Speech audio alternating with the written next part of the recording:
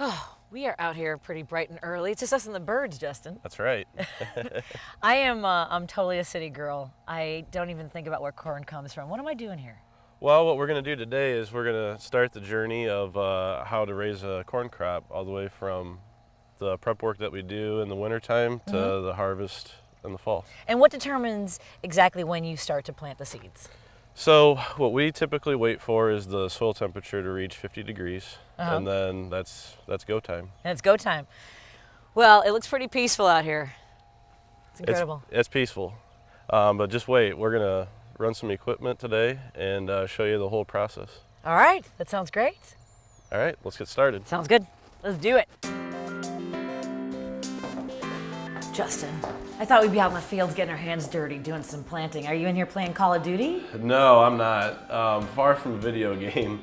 But so for our operation, this is where we believe stewardship starts. Okay. Is looking at the results from previous years and making recommendations for the following year. And how long have you been using this technology? This technology in particular has been available for about 4 years. And how's that affected your farming? Well, it makes us a better producer. For one, we're managing nutrients differently. Okay. And as we've seen up to a 5% increase on production. That's great. Cool. Up-to-date farm technology increases yields while reducing inputs. That means less cost for the grower, less chemicals on the ground. It's all about precision. It's prescriptive farming, treating each area of the field to get the most of the soil. So what's our first step? Well, we're standing on it. This is the applicator that we apply all of our fertilizer and chemicals with in the spring. Sounds a little chemical-y. Not at all. For active ingredients, we only put about 3 ounces of chemical on per acre. Per acre, so about 3 shots an acre. About 3 shots an acre. And what would you compare an acre to? Best comparison would be a football field. And should I be concerned how that will affect the end product? Not at all. Over time, that chemical will wear off in the soil profile, and the product that will be shipped ultimately to end users won't have the residue that that you would think that could be on the product. And we're using chemicals like that on our lawns and gardens, right? And Sure. Do you have to get training to make sure you're using the right chemical mixture? Yeah. So myself and all of our employees are trained through the state to apply and handle and use any kind of chemical. Well, I feel safer. Good. A farm field is no different from a real big garden. When chemicals are diluted and applied precisely, they nourish and protect the crop while preserving both conservation and economy. So how's the steering on this thing?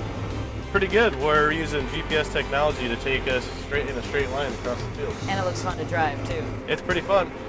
You are covering a lot of ground. Yeah, so with this machine, we're covering about 50 acres an hour. Okay. And we're running about 3 inches deep, which is making a really nice seed bed for our planter to come through and get the crop off to a good start. It's a little bit like riding on a bus, so you don't have every person riding in a private car, you're saving fuel this way.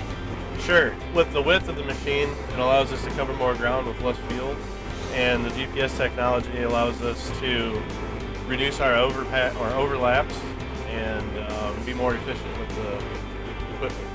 And this thing looks like a giant garden weasel like we might use at home. Would you say it's the same? Sure, yeah, it's really similar, but just on a larger scale. Sure. I love it. I also want to know if I can drive. You can drive. All right then, let's go. My turn. Modern technology, like guidance, helps optimize efficiency. Big tools contribute to economies of scale. Farmers work really hard at planting time because farmers have a short window of time to get the crops in.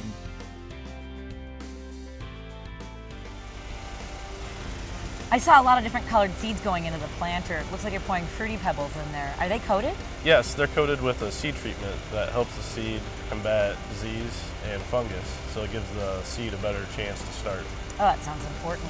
And it looks like a huge planter. Are you poking a hole and planting each seed individually? No, absolutely we're not. We're actually planting with populations that come from a monitor in the cab to tell us what population we should plant where in the field. Okay.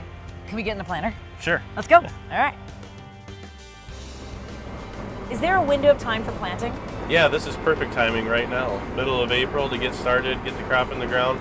That's best case scenario for a great start to the crop. And why is your planter so wide? Well, this planter's 36 rows wide, which is 90 feet, and we can cover about 60 acres an hour.